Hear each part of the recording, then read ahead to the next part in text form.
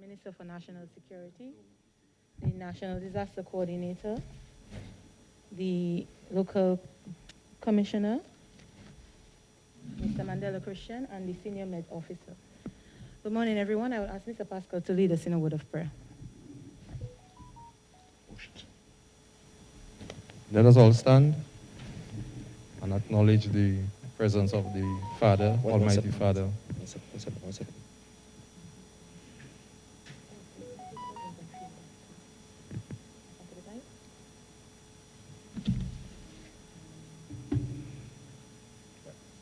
Almighty Father, we thank you for this day. We pray for continued guidance as we deliberate on matters of national security here today. We pray that you may guide all those present here today. In Jesus' name we pray. Amen.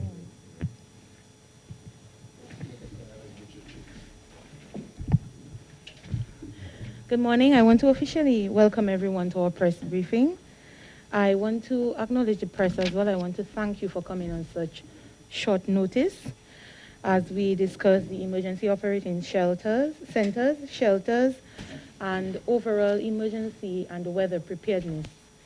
As we had promised, as the Honorable Minister had promised in the past, the Ministry for National Security will be doing this from time to time, and it will be more frequent as we go along in terms of updating the public.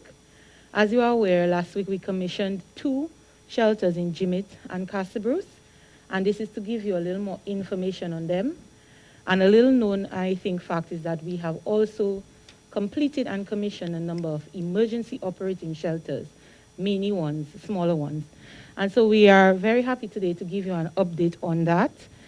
The Honorable Minister is the chairman for this event, and he will lead the discussion. So without any further ado, I'm going to hand over to the Honorable Minister.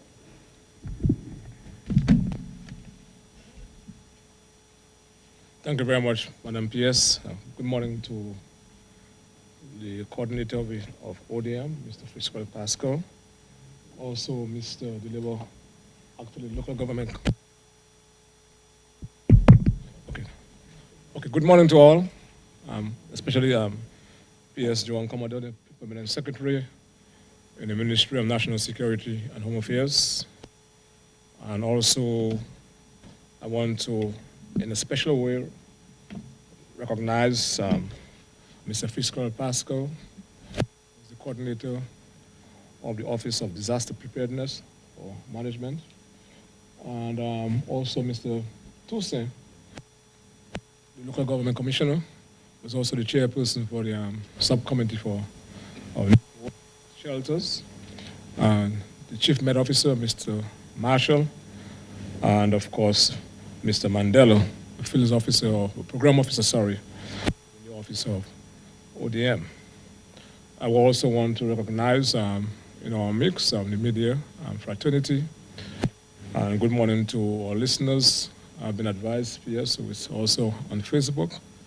And those of you who are viewing, thank you for being with us here this morning. As you heard just now from Ms. Commodore, the Permanent Secretary, what we are trying to do as a government is to consistently provide the public with much needed information, especially as we enter into the new hurricane season. Let me just call on all of us. I mean, of course, it's the mantra of the Labour Party to ensure that we're better when we do things together, and then by doing things on our own. So we have a responsibility as a people, first of all, to ensure that we do everything that is possible to mitigate against the possibility of any disaster event. More so, as you know, we are prone to hurricanes and in the hurricane season. And also, the government has a certain fundamental responsibility, and insofar as preparedness is concerned and the management aspect of disaster management, but from the standpoint or the home setting, and from a community standpoint, we also have our own responsibilities to execute to ensure that we're prepared for any eventuality. And even within the business community, you also have to ensure that they themselves have their own disaster plan and to plan appropriately. But as you heard from the Permanent Secretary, you want to place some emphasis here this morning on the 2 regional shelters that were just recently commissioned. And as you know, only last week, your government commissioned 2 regional emergency shelters at Jimit and Casabruce. And of course, from what I've gathered from the public, they were well received by everyone.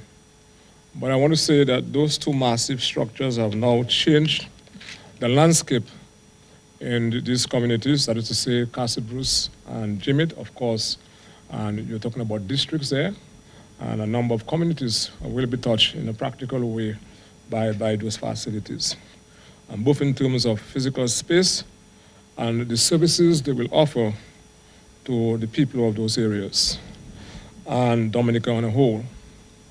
Now, ladies and gentlemen, these facilities were constructed with you, the people, in mind, and to provide safe shelter during times of disaster, and also to serve the respective communities as resource centers outside a disaster event or period. And that could only have been done and conceptualized because of the visionary Labour Party administration. And as you know, those were conceptualized immediately after the passage of Hurricane Maria. And of course, there are many lessons that we ought to have learned from Maria, and certainly as you have seen in our own manifestation as a government, as your government, that this Labour Party administration and our leaders have learned a lot. And we have to ensure that we act in mitigation to prevent the possibility of having any serious effects if we were to be actually faced by another Category 5 hurricane. So that's why we are ensuring that we put mitigating systems in place in terms of our road infrastructure or resilient homes that we're building. And of course, one of the key things in preparedness is to ensure that our people are placed in safe environment. And that is why we are deliberately building facilities for that purpose, namely, of course, as you have heard before, the Layo facility, the regional shelter in Layo, and then Casabruce and Jimit.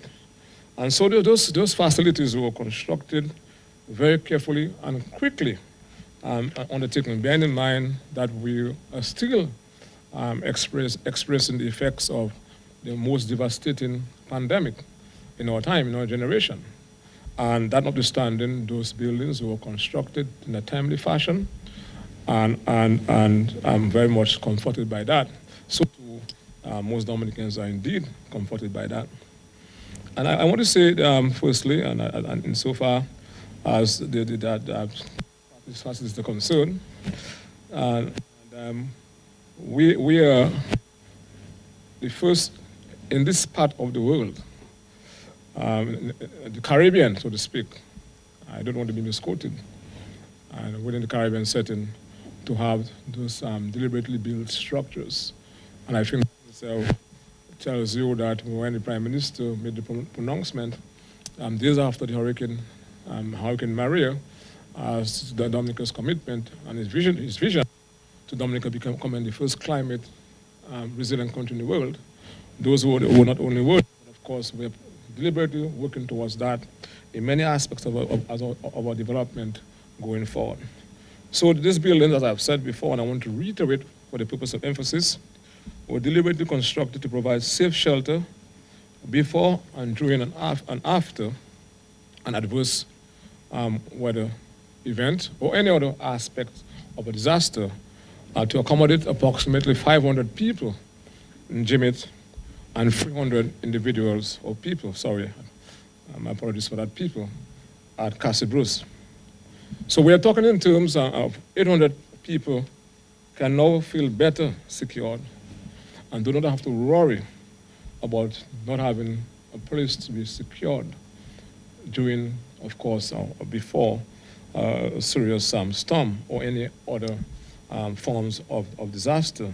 But we are actually in the hurricane season, so we are speaking specifically to the eventuality or the possibility of being hit.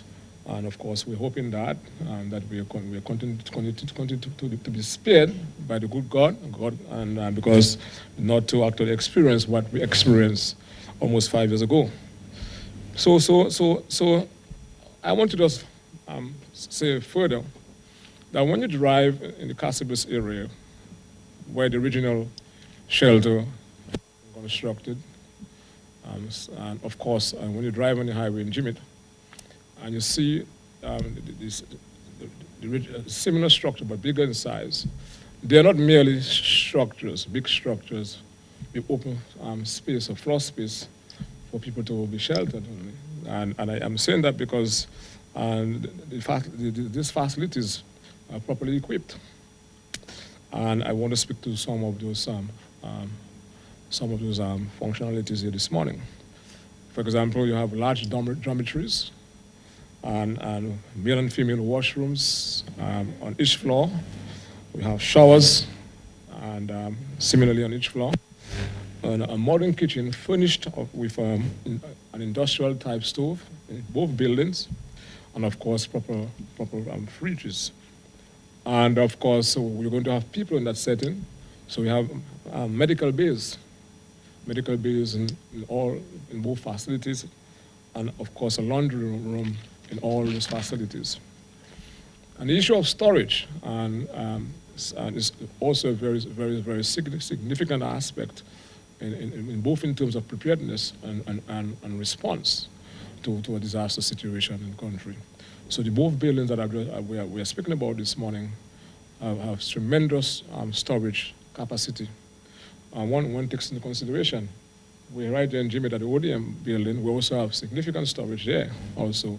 So the communities, starting from Taro, going back to Despo, etc., including Plainfield, and Dominican, of course, we have much enhanced storage capacity in that part of the island and Dominican Bay extension. The other important thing is the whole issue of backup power. That is also critical post a disaster. And you know, with a hurricane, we're talking about high winds and the donging of poles, etc. And it's most likely you may have an interruption for a period of time, power supply from our main power supplier, that is Dominic. So we have a significant backup supply. We're talking about 80 kVA generators are installed at both facilities. Of course, and then you have the issue of capacity in terms of fuel. For up to at least 3 days thereafter, you have that. One of the things that we should have learned from, and we have learned from as a government, and that of course was manifested in the actual designing of those facilities, embracing the fundamentals of resilience. That is key. You know, it's part of our tradition in building, not only in Dominica, but of course, maybe if you go to the Caribbean, you'll see something similar, where people place the water tanks, on the roofs of buildings. You know, when we actually blessed, not only blessed, when Maria struck, most of those tanks were actually blown away. So we have to plan better, and we have to ensure, so when those buildings were designed, that was taken into consideration. So you're talking about water storage. You know, water is critical. And say water is life, isn't that so? Water is life. And I can recall after Maria, everybody was one. People were bathing in rivers together, the Belfast River, people of all types, you know what I'm saying? And also water to one. It's more importantly is to healthy potable drinking water. That's also critical. So you're talking about, so we have built in the design, and actually as we speak, in both buildings, underground water storage capacity. So as we speak in Jimit, next to us, we're talking about 120,000 imperial gallons of water underground as we speak right there in Jimit. We'll be working with the WASCO to ensure that the water is properly treated so that the quality will not be compromised. And we also have an additional 12,000 imperial gallons on the roof. In Casablanca, we have 80,000 imperial gallons of water underground in tanks. and 8,000 of imperial gallons of water on the roof in the building in Casabas. What does that mean for the communities in that area? In the event we were struck by a hurricane, God, and I know we're blessed, but a number of people in those neighboring communities will be able to have some access to drinking water until we can actually supply, from other sources. So that is critical, and I think it's something that we need to underscore in the planning aspects of this government, in the planning and embracing, as I said just now, the fundamentals of resilience, and of course, and traversing on the track to Dominican becoming the first climate resilient country in the world.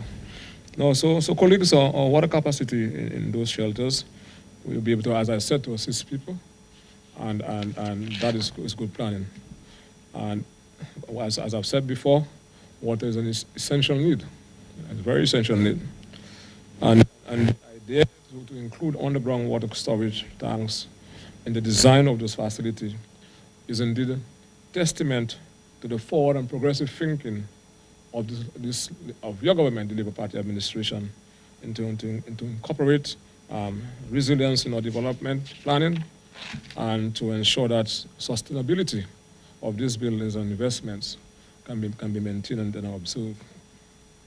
So, at the end of the day, what we're trying to achieve is, ladies and gentlemen, friends all, is improvement in the emergency sheltering and capacity of this country, and to ease the burden. And one of the things that we have experienced in the past is that, as we have known before, and it's not something that, as I said before, I made reference to that in Casabas, that is not unique to Dominica. In first world countries, people actually seek shelter in school, in domes, and other government buildings, etc. So and we experienced that after Maria, and those of us who are old enough would have been at primary school level when Hurricane and Maria and David struck, and some people had to be sent overseas to go to school, and schools are not able to reopen on a timely basis because they were being used for shelter. So what it means, and one of the things when you talk about resilience, and your resilience as a country is tested, and when you're able to recover and get back to a sense of normalcy as quickly as possible.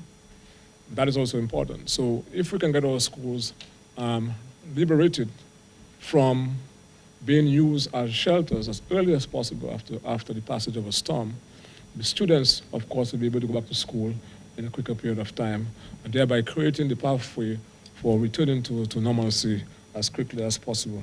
So that is very critical, and I'm happy for that. So what we have now, before, in the various districts, like for example, in the Casabas area, historically the school has been used as a shelter. That would ease that burden. In Maho, for matter of fact, we use the community center. We're now building the school there. That would be something of the past. We used to use, of course, churches in Maho, and so that those things would be something of the past too. And the same for Massac, we have some challenges there in the Kinfield area. And in particular, as I said, and Campbell is very high on the vulnerability index of this country. Campbell is after Good Hope, maybe is the second most vulnerable community. And we actually, I'm very happy for that, and they can sleep better at night. So ultimately, what we want to do very soon is to have them relocated.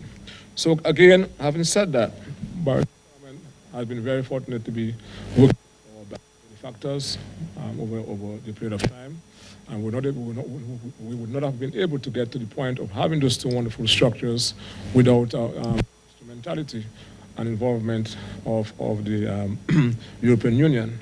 So we want, in the most profound manner again, to express our appreciation and for the very generous donation through the 11th European Development Fund and under the B envelope for that purpose. Of course, the whole issue of resilience contract for rehabilitation following a hurricane, and that is something the European Union, of course, is very much passionate about.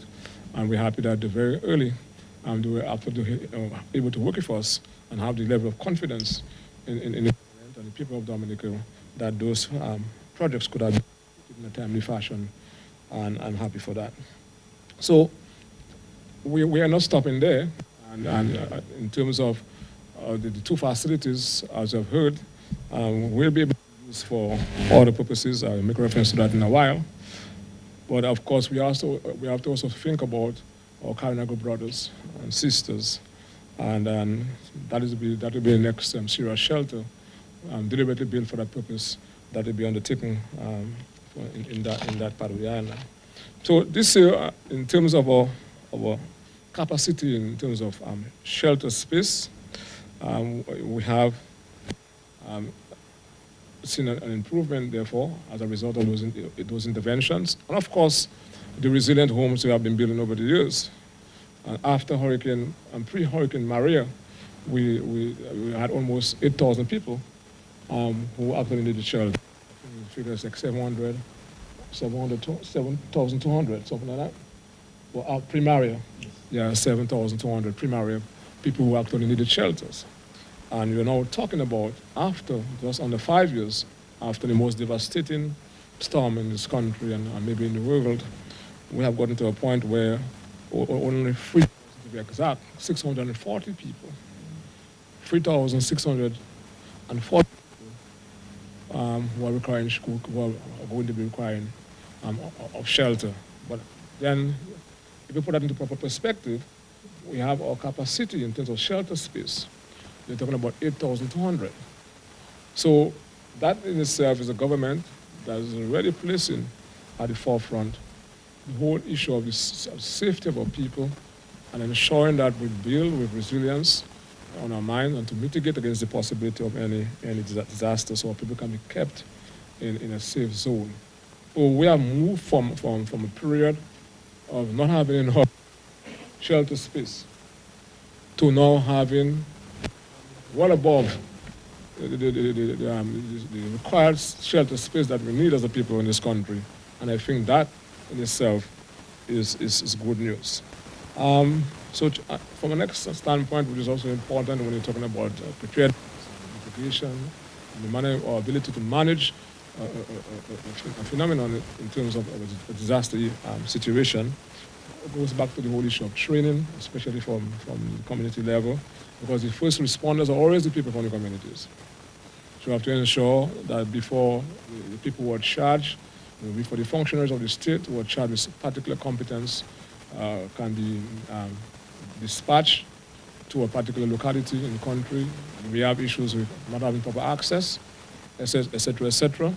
The people are always the first responders on the ground. So it's actually important that we ensure that we train as much as possible people from the various community levels in disaster management and response and all these kind of emergency issues in terms of telecommunication with the usage of radio, etc. This is critical because the whole issue to establish communication for in terms of response, that is very, very critical.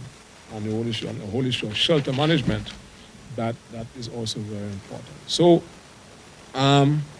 we have been able to finalize managers, shelter managers for this regional shelters. There's a distinction between a shelter manager in terms of a hurricane, you need shelter managers, and then the people who are actually going to manage those two facilities. We have developed the plan that speaks to the governance structure, and for that purpose, where there will be proper descriptions of people's tasks, etc.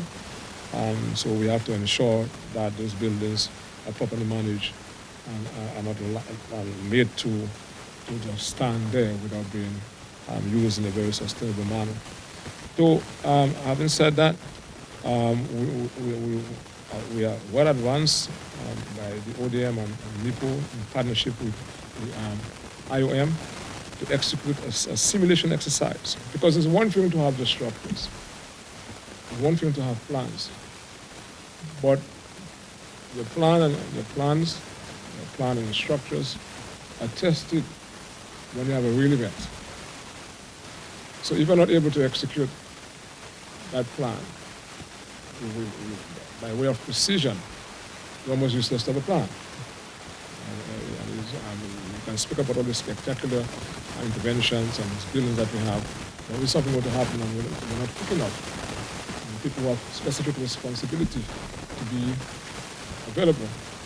And it can be, of course, a terrible situation for us. So we have to actually test our level of competence in the event that something were to happen. And so, therefore, we're planning a simulation exercise on June the 9th, on Friday, and on the 10th of June at the Lai Regional Intervention Shelter. And that is done, as I said, for the express purpose to test the management and execution procedures. That, of course, is a very much important aspect of preparedness, and I'm hoping that can go well. As I've said before, there's an operational plan has been drafted for the use and management of the shelters during adverse weather events or any other form of disaster, and also when we do not have any such settings. So what do we see happening in terms of the management? Someone will be responsible for the shelters and the facilities, and the manager of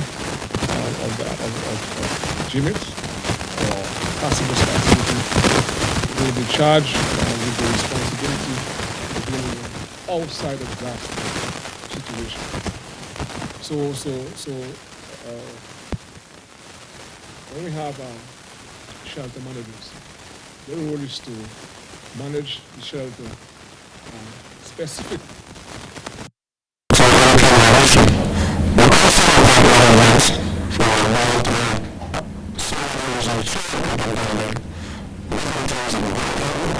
And outside, to oversee the day-to-day management of the building, but more importantly, ensuring that the building is functional and in a state of readiness, and should anything in terms of a disaster may emerge or occur. But having said that, how therefore are the communities in the GMIT area and Caricom to benefit from those facilities outside of a disaster situation? And that is where I think the role of a manager is even more critical. And so one of the things that the Labour Party has been doing over the years is try to empower people. And by way of education, there are some people who are not inclined in terms of academics, but we also need to develop a cadre of young people who are trained in vocational skills. People who can do electrical wiring, electronics, carpentry, mason work, etc. So those two buildings, that they also have those components where resource centers. We'll be actually at those two communities so we can have those kind of programs, adult education.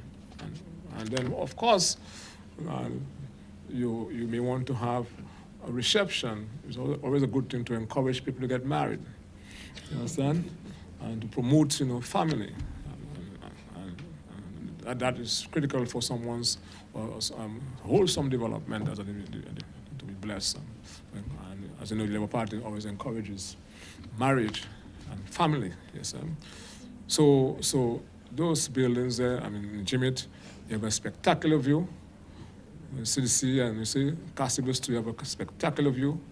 So, of course, people in the community who want to get married, want to have a reception, I think is something, of course, they can. So it's not only having a building to serve only during a crisis period, or etc., but a building also to add value to the lives of the people in the various districts.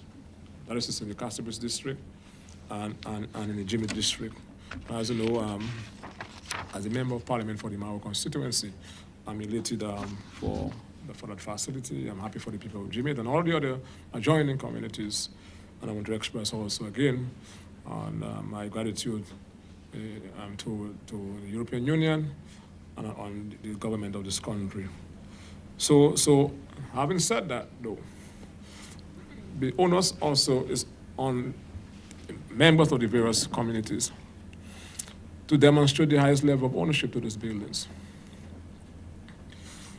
And therefore, the people have to be seen as true custodians of those buildings, those facilities. And come up as communities sometimes, so you can plant flowers around the community to ensure that no one defaces the building, etc.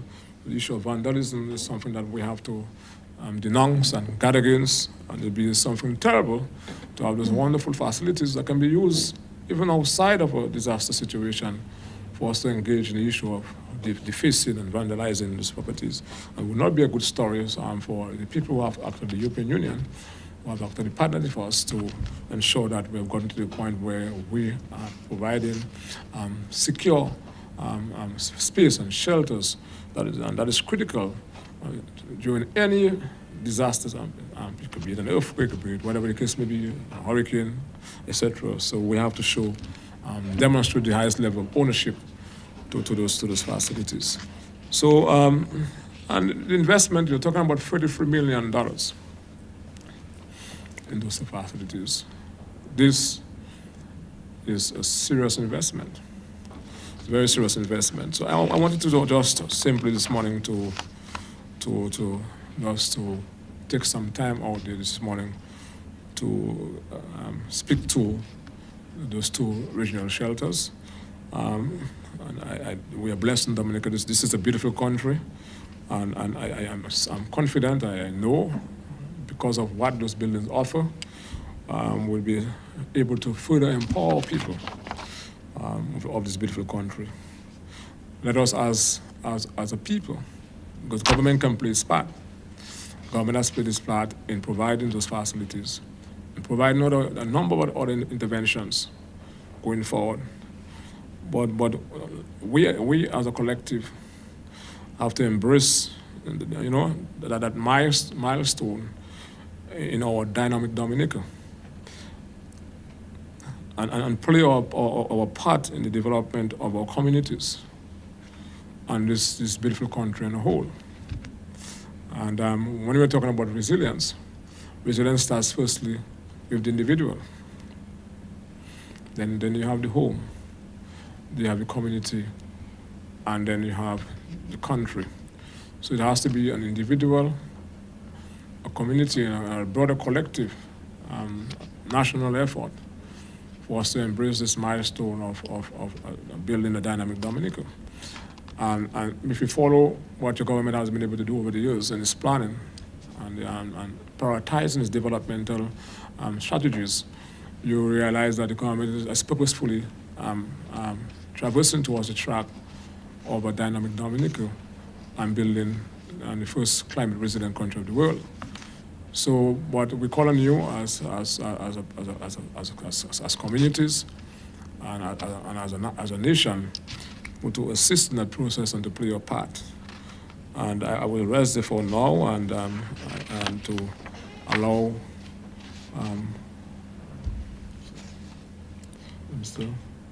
I'm going to go first, Mr. Pascal. So Mr. Toussaint will speak on a broader perspective. So thank you very much, the media fraternity, for listening to me here this morning, and thank you, Dominicans, for listening.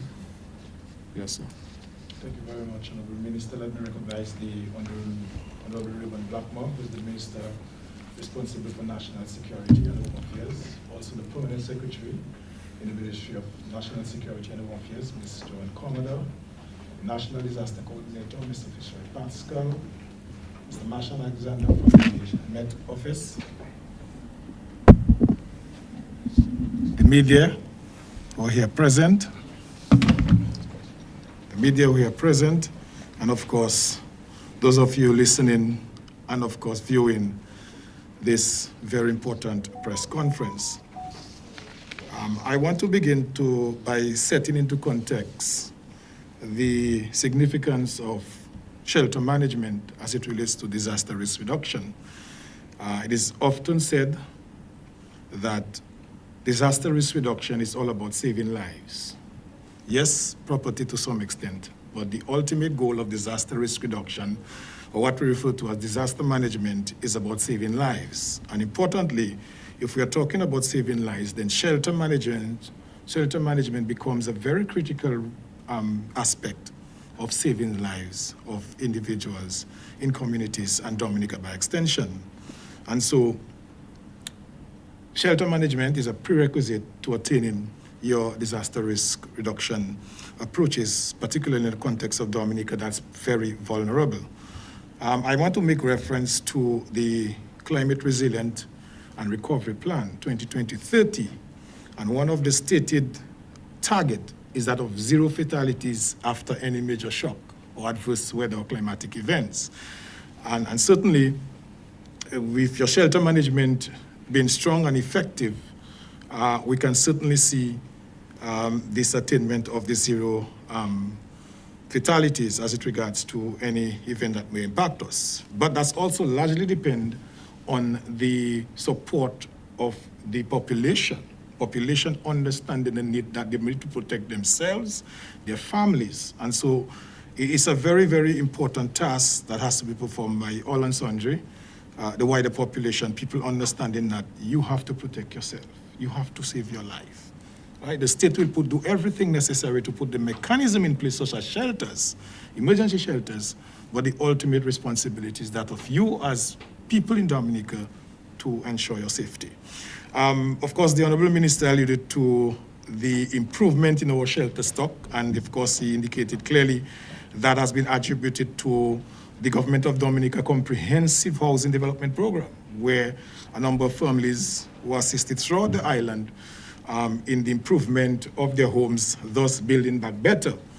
Of course, importantly, the initiative of government in terms of the apartment buildings, the most recent being that of the Riverside apartment in the city of Roseau, that has not only provided some comfort to families, but also allow families to become more resilient and providing a safe environment for those families as far as adverse weather events is concerned. And it just alluded to the very critical 2 regional emergency shelters in Jimit and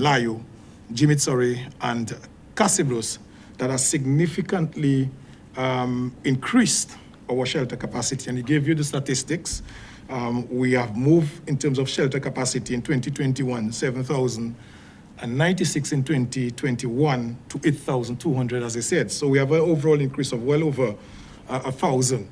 I just want to draw to your attention that we did conduct what we refer to as a National Emergency Capacity and Needs Analysis. We do that every year. So last year we did an analysis, and last year we needed to provide emergency shelters for 3,931 people. And the Honorable Minister did mention that has gone down in 2020 to 3,640. So there's a significant decrease. It continued. And prior to that, for 2019, for 2020, we were at 4,000 something people that we had to provide shelters for, and that went down to 3,900. So certainly measures have been put in place to safeguard our citizenry in Dominica. I need to say that, like anything else, we have got to ensure that we prepare the communities, but we provide the emergency shelters. So for example, for this year, we have seen an increase, and that's largely because of the 2 emergency regional shelters that were constructed and commissioned. So we have moved from 114 shelters in 2021 to 119 in 2022. And that's largely because of the 2 regional emergency shelters. Of course, the Honorable Minister did mention that particularly the two regional shelters, it's really going to ease the burden on the schools. As you know, 45% of our emergency shelters are schools. And so you are looking at a situation this year where you're actually removing a number of schools from that list. Both Casibros primary and secondary schools are going to be removed.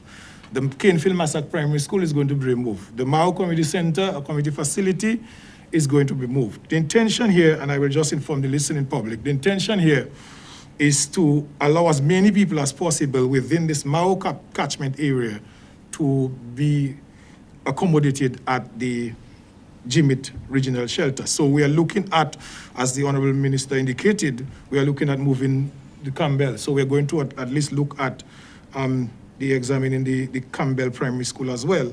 So that in itself is really easing and has eased the burden on the schools for both Jimit and Casibros. And that has augured well for us in terms of our preparation.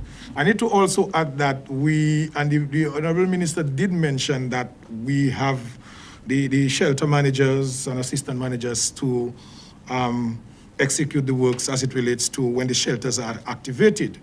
But we need to go further. It's not just having them, it's building their capacity, providing them with the requisite training. And so what we've done over the last few months is that we have engaged and provided training for 120 shelter managers, most of whom are new ones. And of course, we went a step further in looking at prospective shelter managers, because we do recognize the critical role that these individuals play in executing and allowing us to have effective and efficient shelter administration in Dominica. And so we have been able to provide it. And what we've done is we have looked at the Kalinago territory as a separate. So we've done the training through the 7 local government districts, but we also added an F district because we felt that we needed to identify Kalinago as a separate space and provide and we call it the F district. So we consider Kalinago territory to be the F district, and we specifically conducted training specific to shelter managers in the Kalinago territory. And we believe that will augur well for the regional shelter that will be constructed soon in the Kalinago territory. I need to also inform the general public that after Maria, well, during Maria and after Maria, there was a significant gap in terms of information flow from the emergency shelters. Yes, it may be as a result of communication breakdown and otherwise, but importantly, we needed to capture very valuable data as it relates to the number of people who are in the shelters, the condition of those individuals, the amenities in the shelters, the supplies and things of that nature. And that in itself, we experienced great difficulties. And as a result of that, we have developed what we call a shelter management information system specific to emergency shelters around the island. What it will do is, 1, map all of our shelters for us. 2, provide, it's a digitized system, I must say, so it will capture valuable data on the emergency shelters when they are activated. We're talking about information regarding to the shelters and the biodata, so we will know exactly who are the people, what are their conditions, their ages, and things of that nature, how many children, how many babies, how many people, who are the medical conditions of those individuals in the shelters, the shelter administration personnel. All of that will be captured, and importantly as well, to look at the facilities itself, the amenities, and of course, importantly, the supplies as it relates to those emergency shelters. So that's in a step in the right direction. It's a step forward, and we believe that will augur well for us in Dominica. I must also inform the general public that, like anything else, there are some communities without emergency designated shelters, and we're talking of communities like Collioure and Coolbistry. For Collioure and Coolbistry, they both have schools, which is relatively safe. However, the schools are located in a very vulnerable area, and so we cannot use those 2 facilities for that purpose. And we must inform the general public that Collioure and Coolbistry are among the 13 most vulnerable communities in Dominica, along with Campbell and Good Hopes and Sauve Petite Soufriere, as the Honorable Minister mentioned. So we look at Collioure, Coolbistry, there's Miro, there's Taru, there's Bon, and there's Layupak Sultan. However, arrangements have been made for residents of those communities, and I will just have to give you some idea as to the arrangements that we made. So the residents of Collioure, they will move to the Layu Regional Shelter. The residents of Coolbistry, they will go to the Monrachet Resource Center. And the residents of Taru will move to the regional shelter in Jimit. The residents of Bon will move to the Portsmouth Secondary School and the Dodan Primary School. And the residents of Layupak Sultan will move to the regional shelter in Jimit. So that's the arrangement we have for those communities without designated emergency shelters. And while I say that, we're really looking forward to, because it means, therefore, we have to move people. So we'll be working closely with the Transportation Subcommittee to ensure that we move the people as early as we can to those facilities that we have so designated for them if we were to be impacted by any systems during the 2022 Atlantic hurricane season. Now we come to the point of, importantly, supplies. And of course, like anything else, there must be some basic supplies. And when I'm talking of supplies, I'm talking of not necessarily food items, but non-food items for the emergency shelters. So we're talking of things like first aid kits, things like cots and blankets and mattresses. And so what we've done so far, we have supplied and prepositioned supplied in more than 95% of our community centers. So many of our community centers, we have already provided that supply. It's already there. Community centers, most, if not all of our community centers are used as emergency shelters. So we have provided those with supplies, and the supplies, again, I would reiterate and mention, we have a refrigerator, stove, cooking gas, first aid kits, cots and blankets, kitchen sets, hygiene sets, solar lamps, and things of that nature. Our intention is that, and we are pleased to, and I'm sure pretty soon that those two facilities will be commissioned, that of the two warehouses, one in Casibros and in Cotton Hill, Portsmouth. And the intention is to pre-position those supplies for the entire east at Casibros. And when we talk of the east, we're talking of Atkinson back to Petit Soufriere. All of those communities in the east will be serviced by the supplies. So we're going to pre-position those supplies. As soon as the place is commissioned, we're going to pre-position the supplies, so it makes it much easier. If something were to occur, those supplies could be accessed through the warehouses, the warehouse in Casibros. And a similar thing for the north. We're going to pre-position supplies for all of the shelters, the emergency shelters in the north. And the north, we're talking of Portsmouth back to Vickers, Penville, Benz, and Dodon, and those areas. The intention is to pre-position those supplies to those communities. The challenge we have, though, is while we have the supplies, the challenge, though, is, as I said, the number of our shelters are schools, and the schools are a challenge in terms of storage capacity.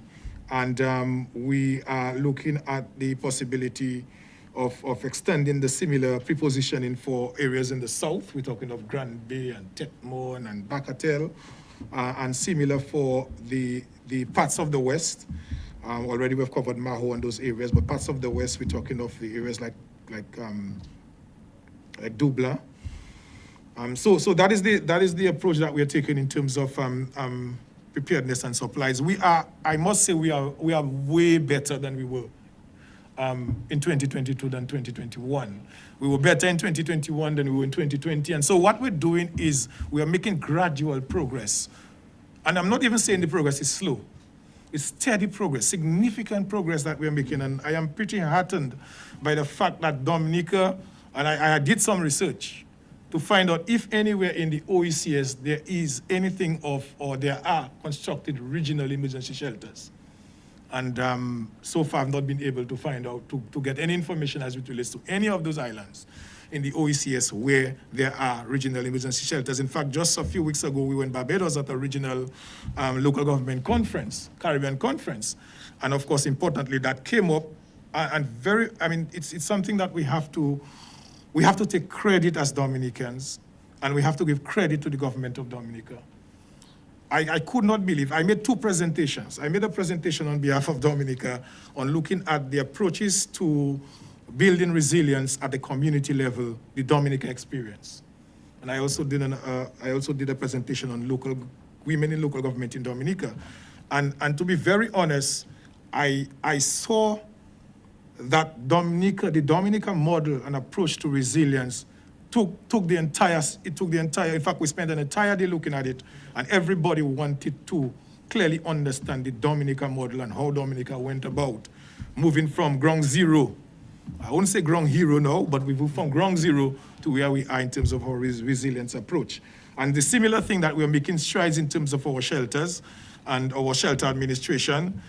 Importantly, as we continue to move forward, we realize clearly there is going to be, based on the projection and based on the figures we're getting, I can tell you there are a number of individual homes that are currently being constructed through efforts of the government of Dominica island-wide. And so come 2023, we may even see a drastic reduction in the number of persons who may require to be sheltered by the state-funded emergency shelters. And so importantly, we want the listening and viewing public to understand clearly that we have been playing a significant role in that regard, and we're looking forward to the cooperation of the citizenry in ensuring that we continue with our resilience approach at the community and national level.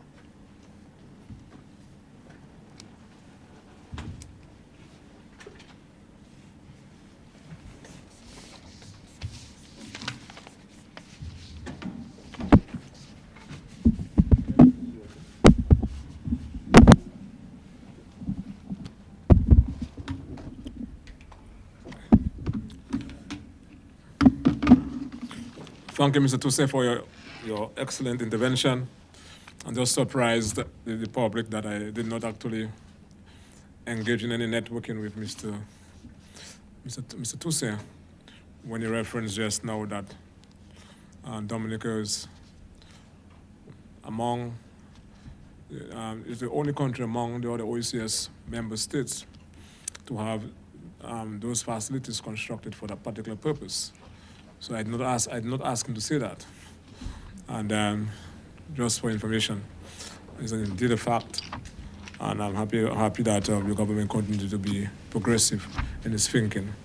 The other issue has to do with there has to be coordination between the Office of Disaster Management and also the Med Services.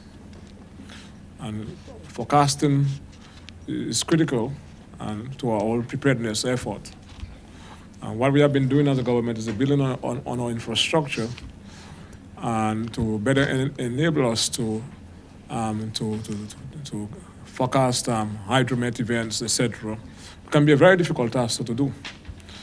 And our weather warning systems, etc.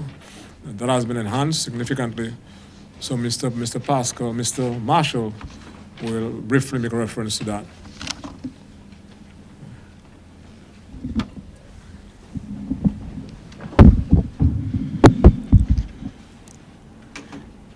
Yes, a very good day to all.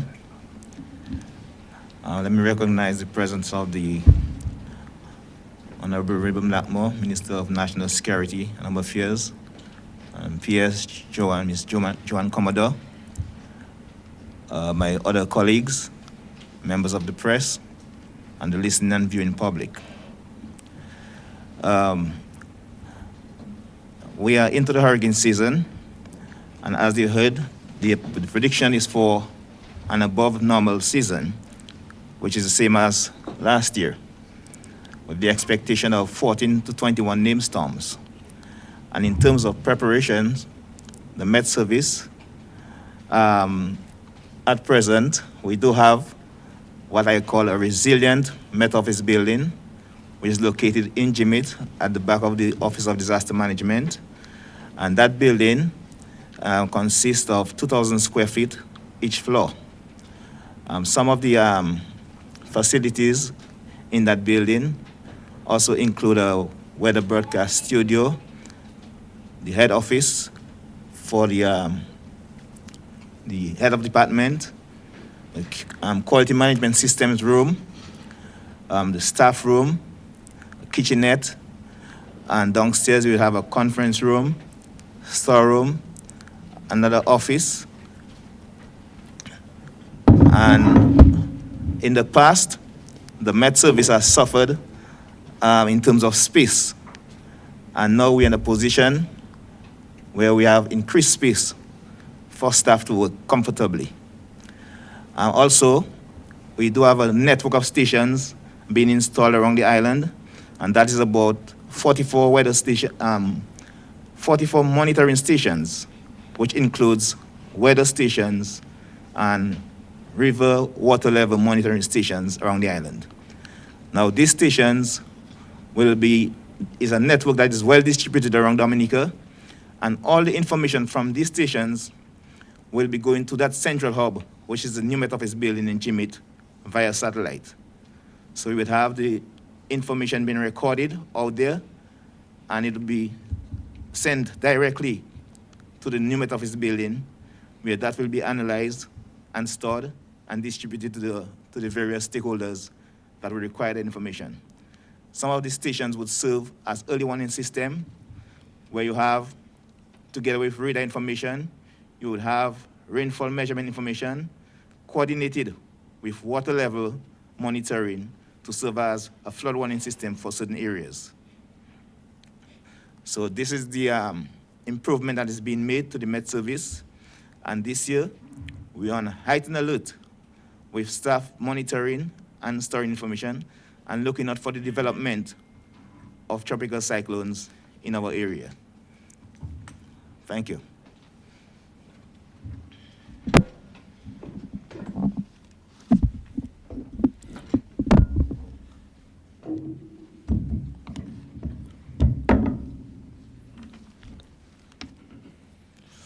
Thank you, Mr. Marshall. One of the things that we need to do as we build on the physical infrastructure insofar as our Met services are concerned is the whole issue of the augmentation of the governance structure and the human resource base.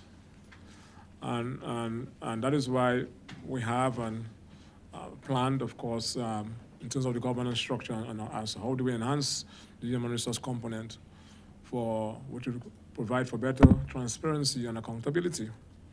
It's whole issue as the possible placement of a director of Met Services.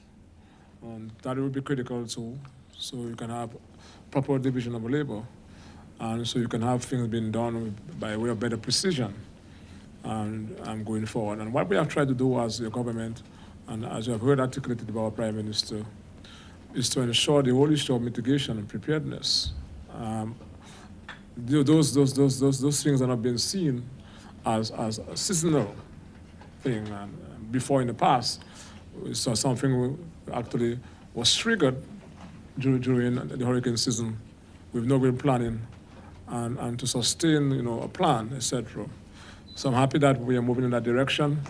And when very soon what we're doing at the location in Jimit is finalizing the internet and stuff like that, and then to have the commissioning of that facility. And once, so that the public will be further apprised of that once that date is finalized. Reference was made to by Mr. Toussaint to the warehouses in Cotton Hill and Castle Bruce. We'll have greater details as to the commissioning date once that is finalized, and so the public will be better apprised of those developments going forward. So I want to say that. So we're going to turn now to the man who does it all, Mr. Pascal, in terms of the coordination of all the efforts to ensure that there's proper synergies in our effort to prepare for a disaster situation. And Mr. Pascal, and apart from, I heard because it was raised in the last sitting of Parliament in terms of an overall national plan that we have, but in terms of upgrading the plan to fill the gaps. And of course, because of Maria, we'll have some issues that we have to address in that national plan. One of the things I've been doing over the years is to working, and we had Mr. Mandela there and within CDIMA to help us with kind of technical services and expertise that we need to further improve our infrastructure in terms of physical and the human resource component. And the issue of having a national disaster plan updated is also critical. And as we speak, through CDIMA, we have been able to source a consultant that will engage having, of course, interviews with relevant stakeholders, so that we can actually update that national disaster plan. The expectation is to have that plan completed, updated. There is a plan, but I'm not saying to have it updated by the month of October, from what I've been advised. So we'll go to Mr. Fiscal Pascal, who will speak briefly about the broader issue of preparedness.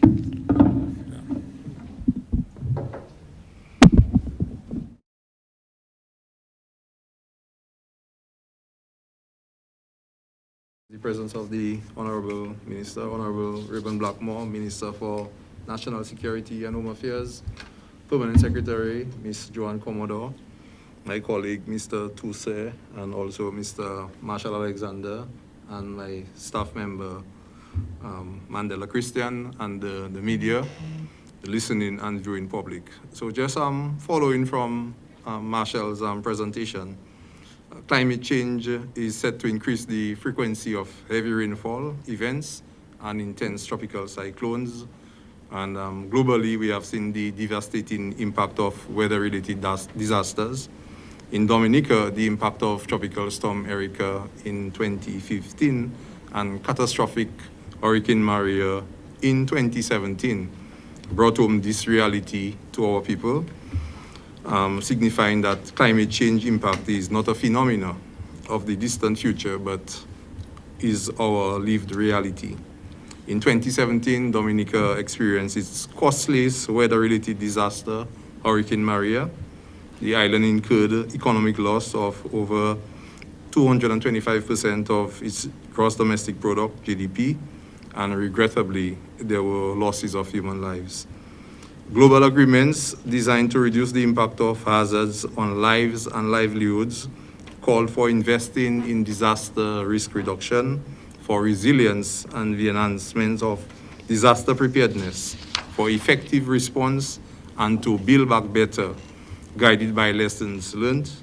And government's response is to implement initiatives and strategies geared towards reducing risk and vulnerabilities with the vision to become the first climate resilient country of the world. The plans and programming of the Office of Disaster Management aim to strengthen the national disaster management system through every means possible, to include resource mobilization, trainings and capacity building, public education and awareness, strengthening disaster committees, and fostering a collaborative and enabling environment with key stakeholders who support disaster risk management. The National Emergency Planning Organization, or NEPO, charged with the responsibility of managing disasters and ensures that Dominica is in a state of preparedness at all times.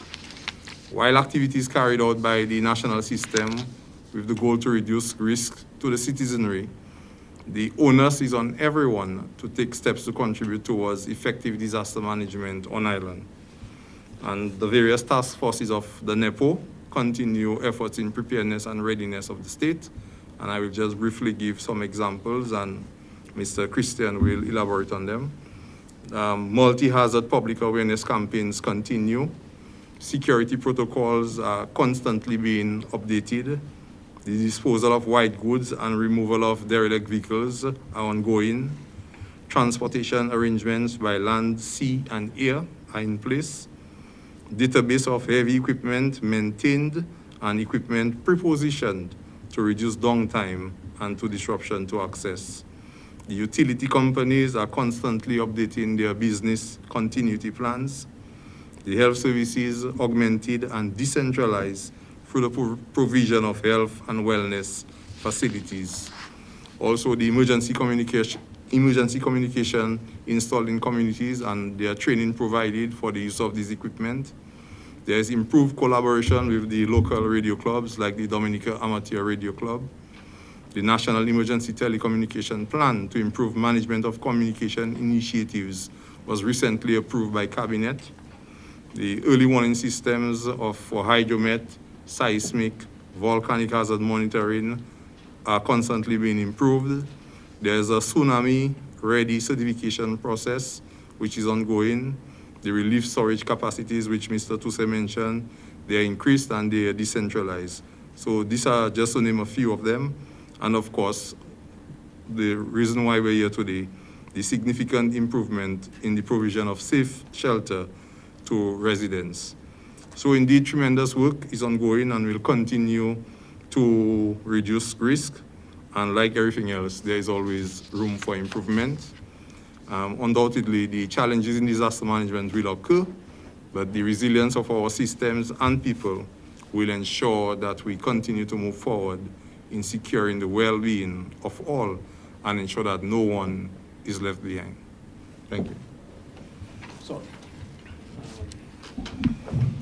Yes, but before I'm not sure whether Mr. Mandela, the whole issue as to people's individual responsibility from the home setting and the community, especially.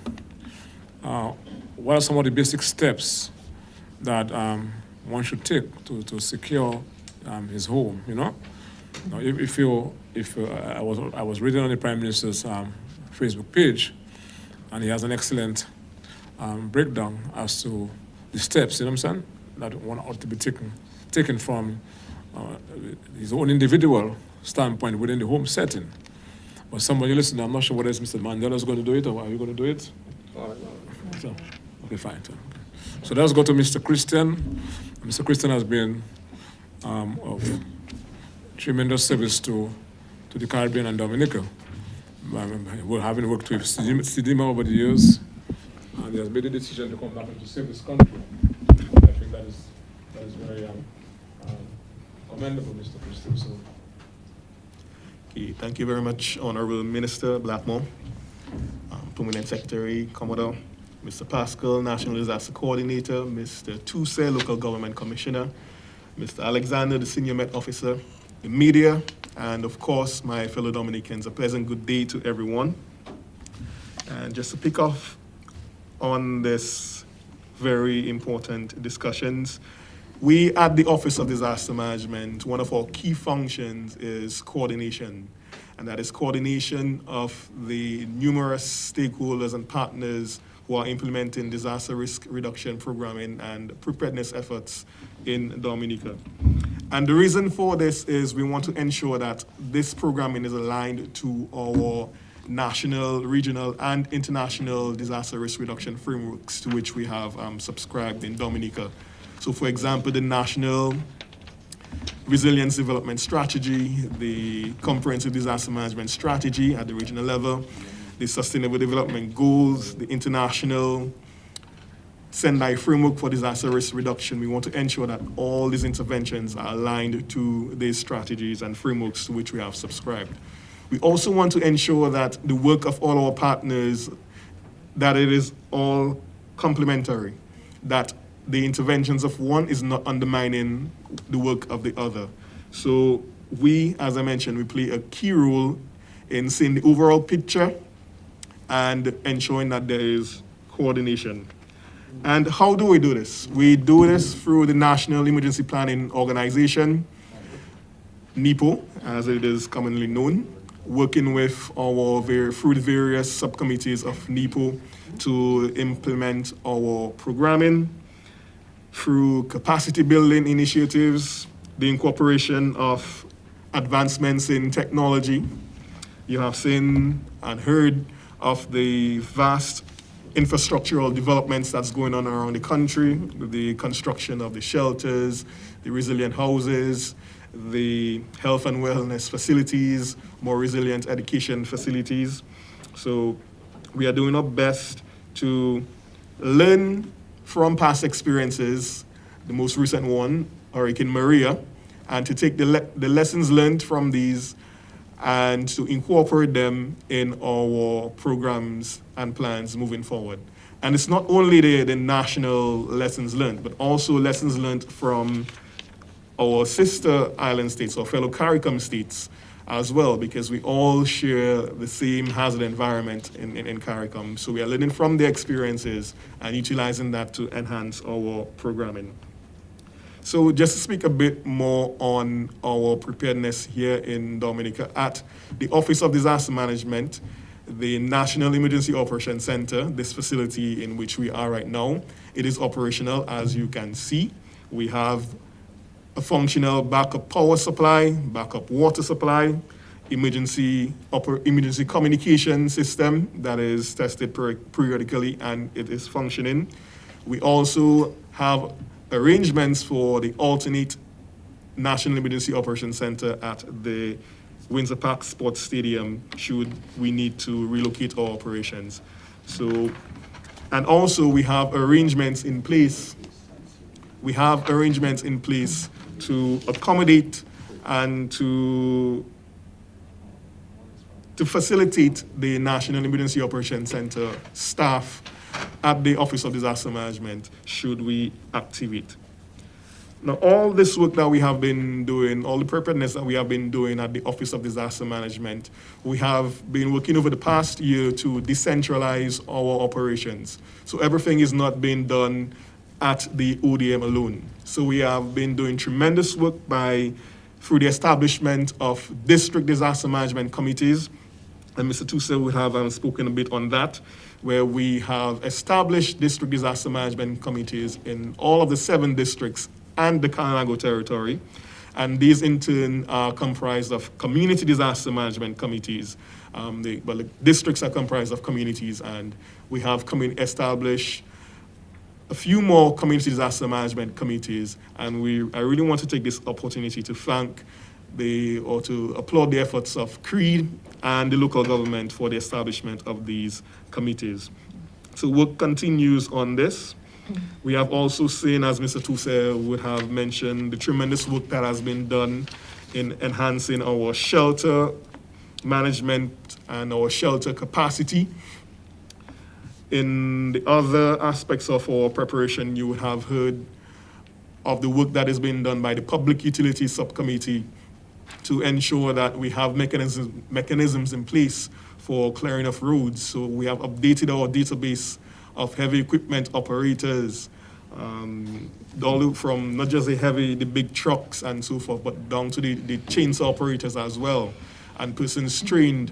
And we know where they are situated across the island. So should the need arise for them, for their services to clear debris or rock falls, we can easily mobilize them to provide that service. There have been advancements in the health services, as I would have mentioned, with the health and wellness centers. They are outfitted with backup power and water supplies. We also have on standby a mobile hospital with 40-bed capacity, medical bed capacity. It has an AC unit. It has backup power, as I said, backup water. And we are able to deploy that and mount it anywhere across the island should the need arise for additional medical space post-disaster event. We have also seen developments or advancements in our relief and welfare programming. All of our homes, we have been checking on them, working through the Relief and Welfare Subcommittee to enhance their capacity, ensure that the homes are secure enough, and they are outfitted with some backup supplies as well. The Food and General Supplies Subcommittee, they have been working to ensure that we have adequate supplies of food and general supplies on island. Normally during the hurricane season, they stock extra supplies for in the event that we become impacted. We have a bit of extra supplies in store on island. And we have been also working to increase our storage facility, as Mr. Pascal would have mentioned also, through the construction of 2 additional warehouses, district warehouses. So there was one in Cotton Hill, Portsmouth, and another in Castle And the purpose of this is to preposition items at these facilities that can serve the districts, so that everything will not be focused, or all operations will not be centered at the ODM. We have also made advancements in our emergency communication system.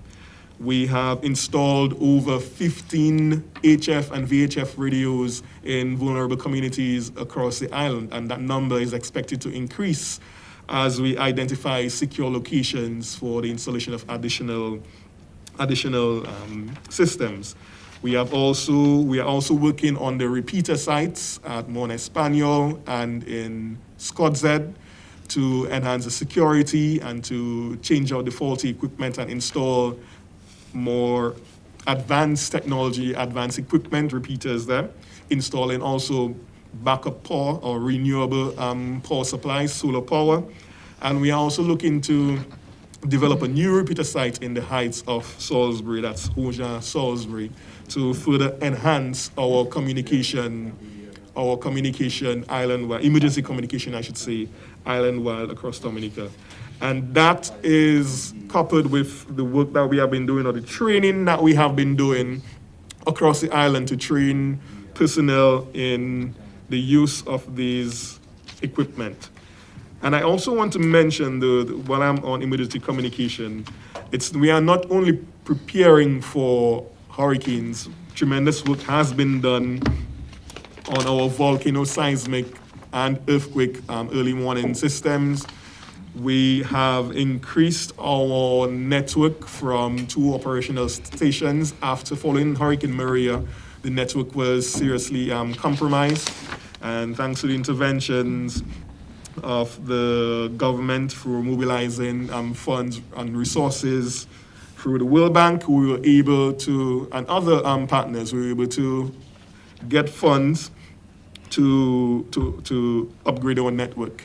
The goal is to have 16 operational stations across the island. Right now, we have installed 8 of the 16 stations across the island, and the project is currently ongoing and should be completed hopefully before the end of this year.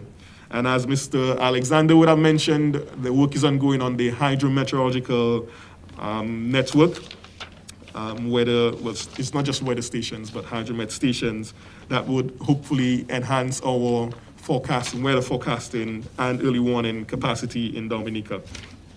And also the tsunami ready programming that we have just commenced in Dominica.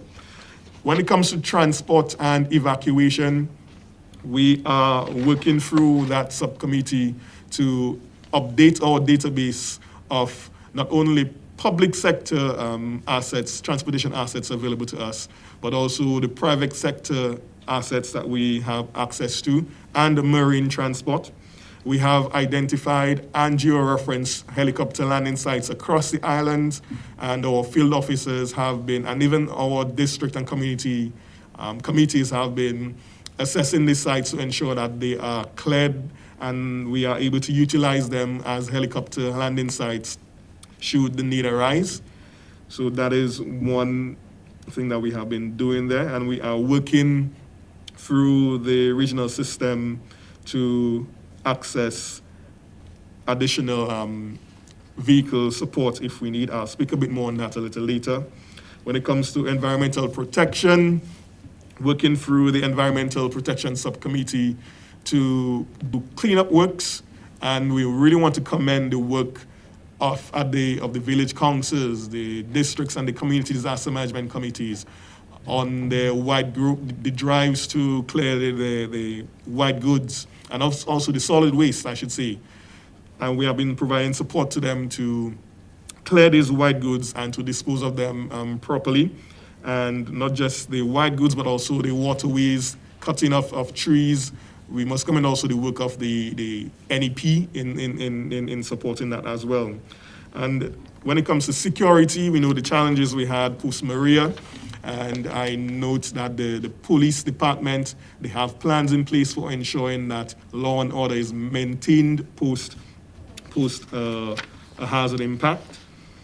And the private sector entities, we have been working through the Dominica Association of Industry and Commerce, and we conducted a simulation exercise for them a few weeks back, about 2 weeks back, to test their operations to ensure that they have business continuity plans and that they are able to provide operations, well, the essential operations before, during, and after any hazard impact. When it comes to public information, as you will see, we have heightened our awareness on all our media platforms, social media, our website. We recently launched our website. We revamped our website, and that was launched in early May. I think it was on May 2nd. And we, again, thanks to the support of CREED and the Commonwealth of Learning, the public is now able to access updated information there via the website. We have also working through the Public Information and Education Subcommittee of NEPO. We are working to increase our awareness campaigns, all the PSAs, these announcements. We will see a lot more of that for hurricanes in particular, because we are in the hurricane season. And not only in English, working with partners like the IOM for targeting our migrant population. So the Haitian, Spanish, even the Chinese population in Dominica, we are doing our best to translate in their language so that they can understand the messaging. And I also must mention that we are working with entities like the DAPD, the Dominica Association for Persons with Disabilities, to ensure that we are not leaving out these vulnerable groups, and the Council on Aging as well, that our programming and our early warnings are targeting them. There are mechanisms in place for reaching these vulnerable populations. So that is a lot of the work that some of the work I should say that we are doing nationally through the various NEPO subcommittees. And I just want to also note, as the minister would have started speaking on, the arrangements that we have through the Caricom Regional Response Mechanism that is coordinated through the Caribbean Disaster Emergency Management Agency, CDEMA. So while we are doing our best to utilize the available resources and to optimize their outputs to heighten our preparedness activities in Dominica, in reality, there may be a situation where our efforts are overwhelmed. But we have access, we have arrangements, and we have made arrangements, I should say, to access the wider resources available through the Caricom mechanism, through the regional response mechanism. So we have, and it will be at no cost to us. So we have access to the Caricom Disaster Relief Unit, that is a team of disciplined personnel, so military, police, fire from across the region, and they can be deployed if needed to provide support with relief management, with emergency communication and restoration of critical lifeline facilities. We have access to the Caricom Operational Support Team, and these are personnel like the National Disaster Coordinators and Emergency Operation personnel, and they can be deployed to any impacted state to provide surge support to the National Emergency Operations Center in any impacted state. I mean, in fact, just last year, I was deployed to Haiti as part of the Caricom Operational Support Team to provide support to the government of Haiti there on behalf of the government of Dominica. So it's all part of the regional solidarity that we work with for implementing disaster management. We also have access to the Caricom disaster assessment and coordination team, and the rapid needs assessment team, and these are damage assessment teams. So we have access to personnel, professionals, subject matter experts through the various regional entities and organizations, and they can be deployed to conduct, I should say, assessments on the damage to it could be the entire country, to a particular community, or to a particular sector, education, agriculture, tourism sector, and produce reports outlining not only damage, but also recommendations for addressing the immediate, medium, and long-term effects of the disaster. And we also have access to regional search and rescue team, search and rescue personnel or teams from across the region to support our national search and rescue operators and teams in country. And finally, I would say, because I don't want to go on too long, we also have access to the Multinational Caribbean Coordination Cell, and that is the militaries in the region. Not only the region, but that is the US, the British, the Dutch, the French, and the Canadian militaries. They operate in the region, and via that cell, we have access to the vast assets that they come with. We have seen, like, for example, during Maria, they came in not only with boots on the ground, but with helicopters, with these huge marine vessels, with capabilities to produce, to desalinate water and produce vast quantities of potable water, and a number of other assets. And we have access to them and the regional security system as well to support our operations. So just want to note, while we are doing all that we can to optimize the resources available to us in Dominica, and that is all during the COVID pandemic, all during the COVID pandemic that would have placed a strain over the past few years on our economy.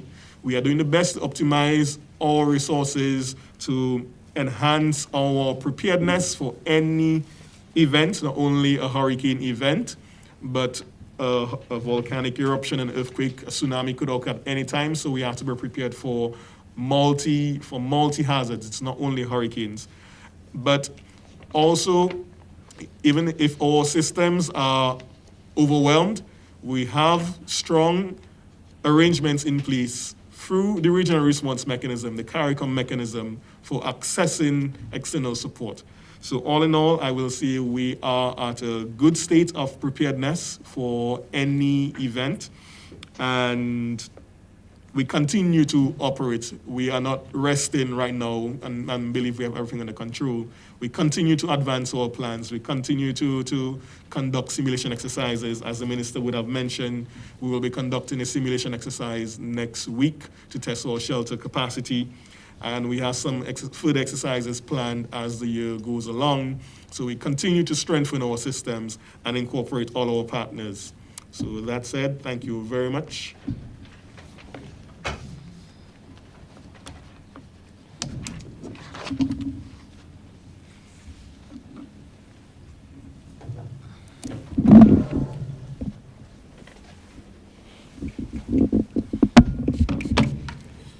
I know people want to listen to the news, so we're not going to prolong this briefing for much longer. Just to say thank you very much, Mr. Christian. And on the whole issue of our radio telecommunication system, and added to the site that Mr. Christian referencing, the repeater sites in Salisbury. We have two additional sites, the 3 sites, one in the north and one actually in the extreme south of the country. I'm going to give specific location of those sites. We also have 25 substation, and I want to also commend the effort of the police. I know from the community level there has been extensive training. But we also have the fire and ambulance department. We have the police, and working in concert with ODM. I want in a particular way to commend the Dominican Amateur Radio Club, in particular my good friend Mr. Pellery, former Deputy Commissioner of Police, who's very passionate about that. So we are actually working together with a number of players. Insofar as working from the community standpoint and cleaning out drains and ravines or culverts, etc., cutting overhanging trees or branches, and to deliver potential hazards. We have to also recognize the tremendous effort of the National Employment Program staff, the beautification aspect of that program.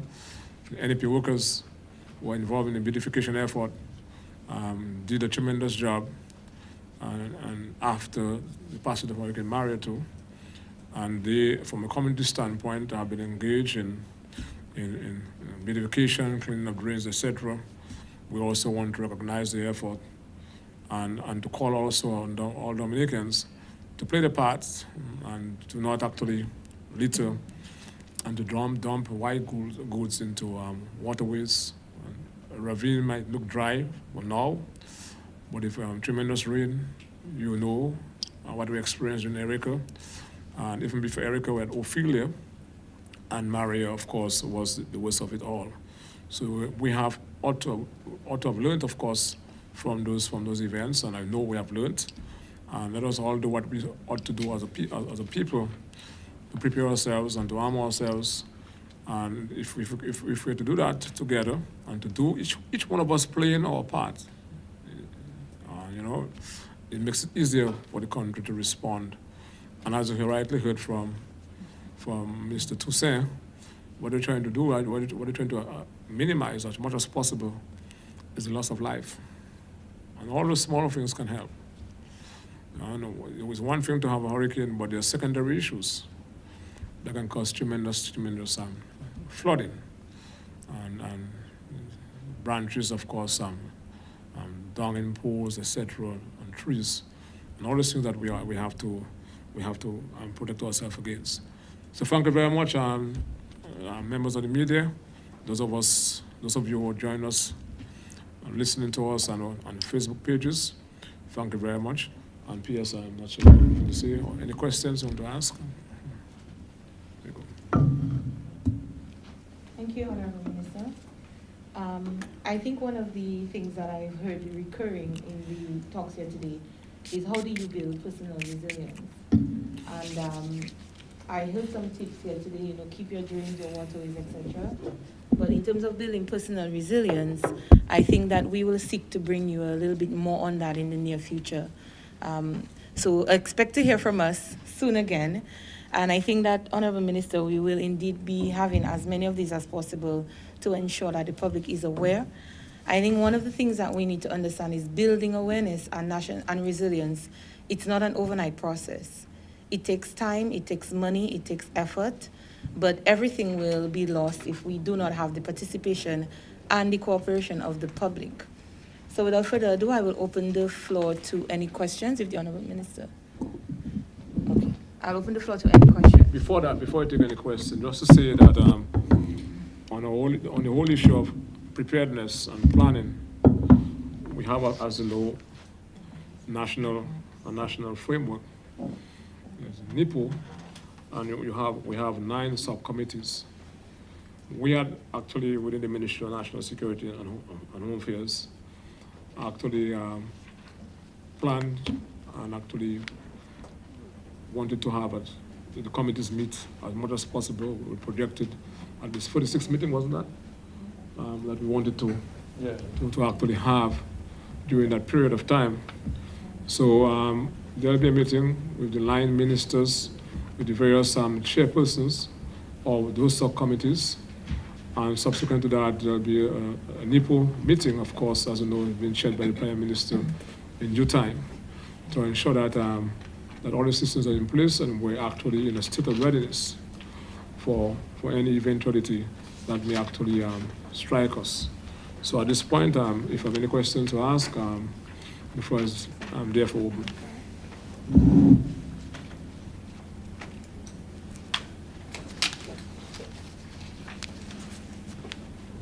Thank you very much. My question is to you, Minister, Honorable Minister.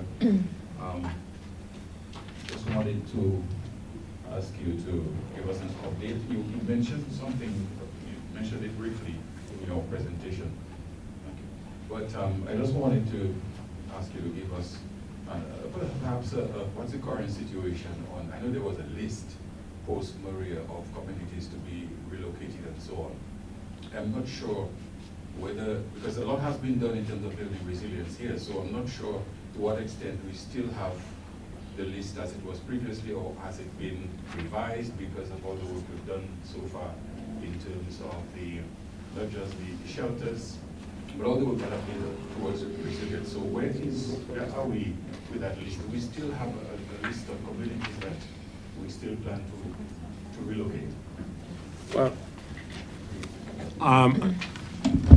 I think when I listened to Mr. Tuse, he made a reference to that. In terms, as you know, government is very purposeful in its planning. And of course, Rome was not built in a day, but Rome was built, that understanding. And of course, we have been able to identify, as we've done in the past, the vulnerable communities. You may recall that when Erica struck, we had a particular plan. Well, speak to the reference to Campbell. We looked up also at the village on the west coast of the country, Kulibish Race, that was made reference to an issue of Gudo. Then you had a next phenomenon, and we had Maria, which also, of course, will actually have actually impacted on the speed in which those communities could have been relocated, because when Maria struck, you will appreciate that almost 80% of the housing stock then was actually almost totally destroyed. So everybody had a housing need, therefore. And I asked the Member of Parliament for Campbell, as I've said, and when Erica struck, and we were looking at, from my recollection, Peter Stephen Campbell, good up, wasn't that? And of course, down Kulibistri area, we also have issues, and some issues in Lower Collier. So the issue is not that the government has not actually put that on the back burner, but of course, in a systematic way, that will be addressed, and of course, any adjustment to be made will be announced.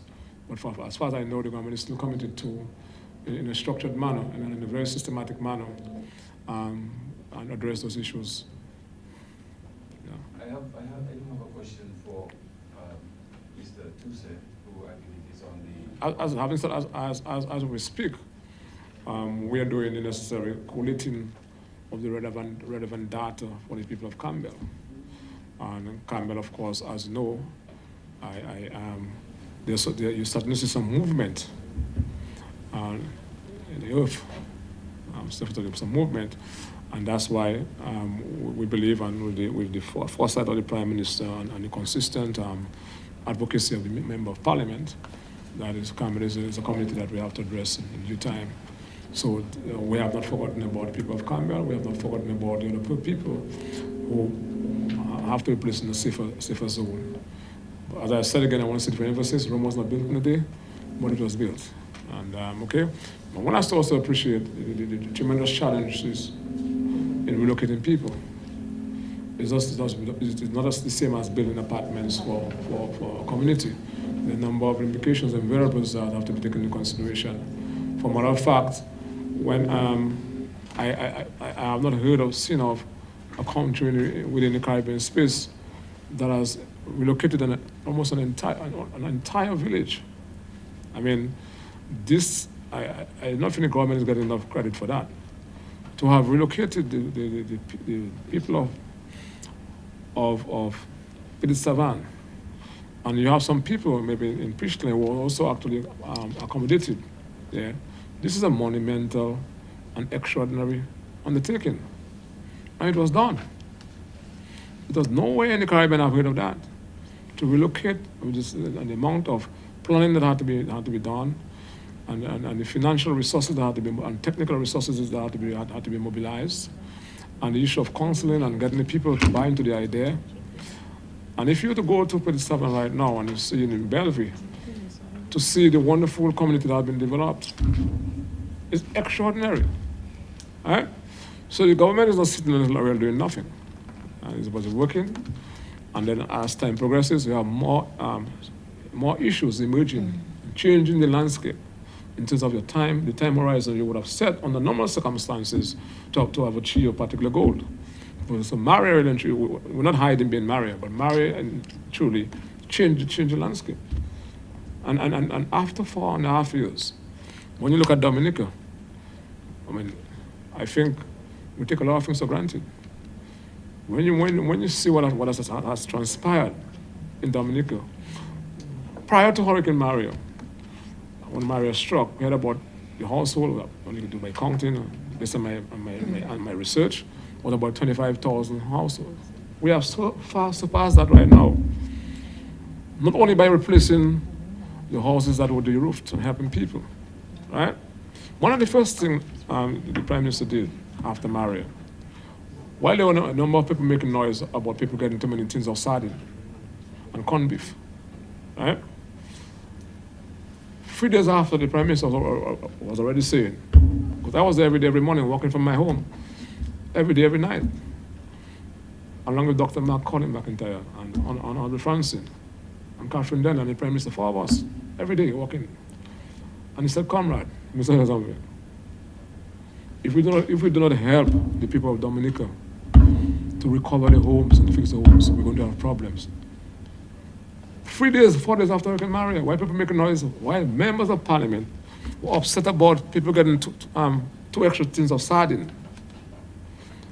In my view, if a poor man got an extra tin of sardine, one love. Okay, the Prime Minister was talking about, we were talking about building homes for people and assisting people. You get my point? Because everybody then, Tom, Jack, and Harry, had a house in need. That would have changed the national landscape. brought about by Erica, because you had a more devastating storm by the name of Maria that put everyone flat on his or her ground, Laurel. Do you understand what I'm saying? So I wanted us to put that into proper context, therefore, because I'm particularly impacted, because I know what the people of Campbell are going through. And that is my number one priority as the Member of Parliament, to ensure that the people of Campbell are placed in a safe zone. And it will be done once the Labour Party remains in office. It will be done. Yeah. Thank you, sir. Yes. I have a question for the local government commissioner, who is also on the shelter committee. The big picture, we have a lot of resilient facilities now, homes, shelters, and so on and so forth. In that context, to what extent do you feel residents still need to have that family disaster plan in place?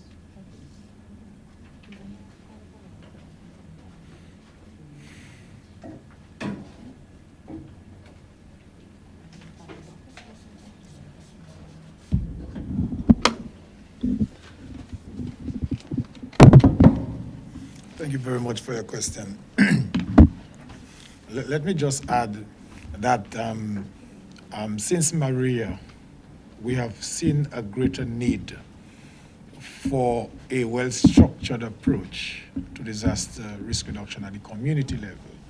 And one approach is that of the development of family emergency plans. So that is very critical. And what the plan does is a very simple thing. We need to inform the viewing and listening public. It's a very simple plan. It basically articulates the activities that need to be undertaken by the family before, during, and after, and associating those responsibilities, assigning tasks to family members. I'll give you, for example, if there is a drain close to the property of family X, right, that drain has to be cleared. And so within the family plan context, they would assign, let's say, the father and the son to do the clearing of that drain. Checking off your roof and your windows and that sort of thing. We see the critical nature of this aspect, this family plan.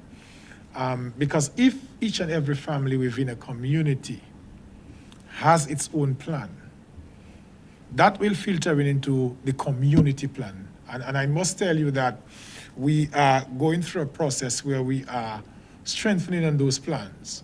Our intention is to ensure that we have a comprehensive plan for each community, and we've gone a long way. I will tell you, for example, under our national resilience approach, taking into consideration from a community standpoint, we are initiating what we call a community emergency readiness initiative. What this initiative does is basically building the capacity of the community or communities to independently respond after any adverse weather event for at least 15 days. So for example, for 15 days after any major shock, major climatic, adverse weather events, these communities can independently operate. There's sufficient food and water supply. There is sufficient backup electricity or energy, as we call it.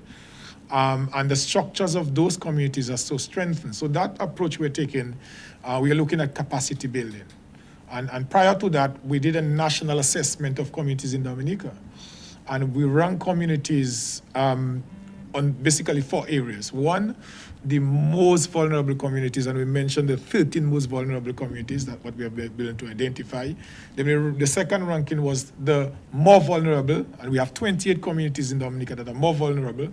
Then we get the less vulnerable, which is the 14 communities, and the least vulnerable, about 10 communities. And what we've been doing over the last, since 2021, we've been going through a process of building capacity. So we first started with a comprehensive capacity building programs for the most vulnerable communities rather. We're talking of Campbell, we're talking of Kudo, Petit Soufrière, Saint-Sauveur, we're talking of Pichelin, Bacatel, and those areas. And we're continuing that process with the more vulnerable ones. The intention is to ensure that we build the capacity within those communities, build the structures, the disaster committees, the local authorities, the other interest groups such as the women's group and youth groups and institutions of that nature, because we believe, and we are also tying that in with the need for us to strengthen on our approach to family plans, because we believe that is a very important mechanism in ensuring that our resilience approach in the communities are strengthened.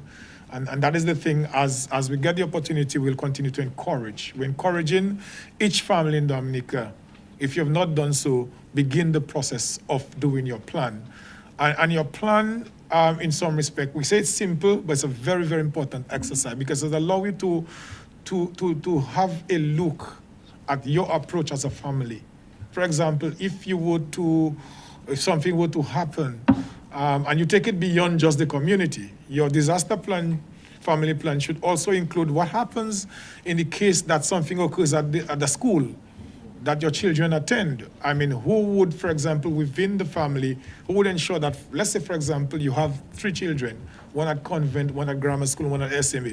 Something occur at any of those schools. Who would ensure that, so that both parents will find themselves at grammar school or SMA or convent? So that sort of thing, we are taking it just beyond. We are going even further, because there may be activities that may occur that at the schools in particular. And so we really want to encourage and express the need for communities and families to understand that they need to begin the process, if they have not done so, of the development, and not only developing the plan, but testing it as well.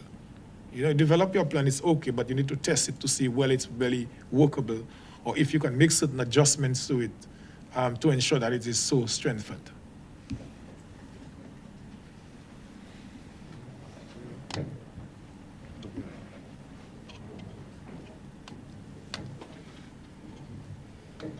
Do we have any more questions?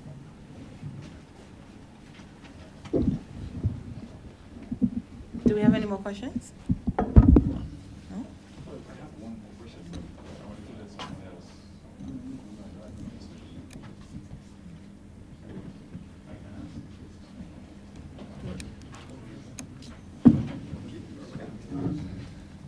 Okay. All right. If I be asking, I'll just go ahead and ask you. Thank you very much. I know Mr. Christian made reference to the hydromet stations, you call them, and I wanted to ask Mr. Alexander,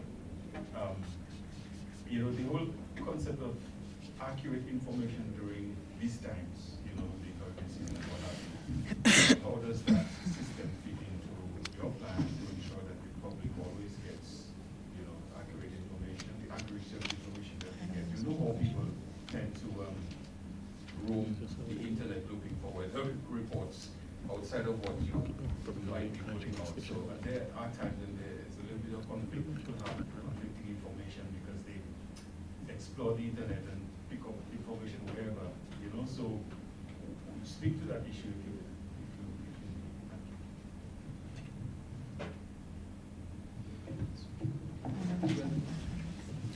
Specifically on the Azure system, it will enhance our forecasting. Are you sure is that? Yes, thank you very much. As it relates to accuracy of information, the information confirmed is accurate, but we have to also consider the timeliness and the quality of the information received. But in terms of the new network of stations, we'll be actually getting the exact data around the island that would tell you the actual value of rainfall, in terms of the rainfall that happens around the island, you know, in reference to just having an estimate from a radar image or something like that. But I think your question alluded to the information received in terms of tropical cyclone information. Well, in reference to that, we are still going to be receiving information from the National Hurricane Center.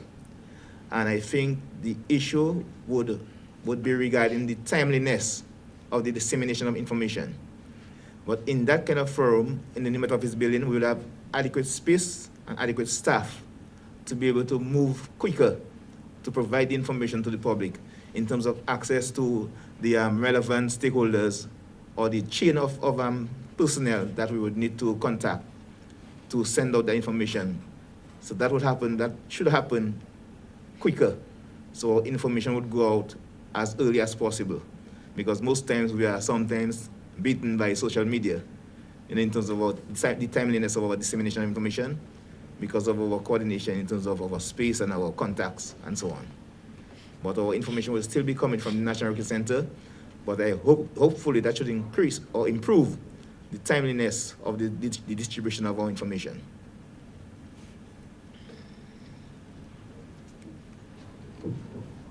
If I may also add to that, I think it is important to remind the public that we should always take information from official sources and not just follow every piece on social media. So I do want to reiterate that we should not use accuracy for speed.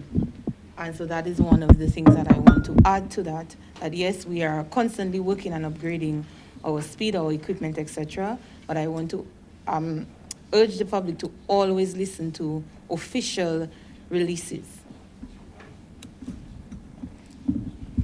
Are there any other questions?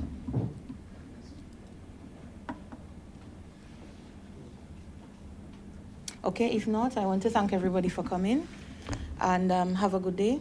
Thank you very much.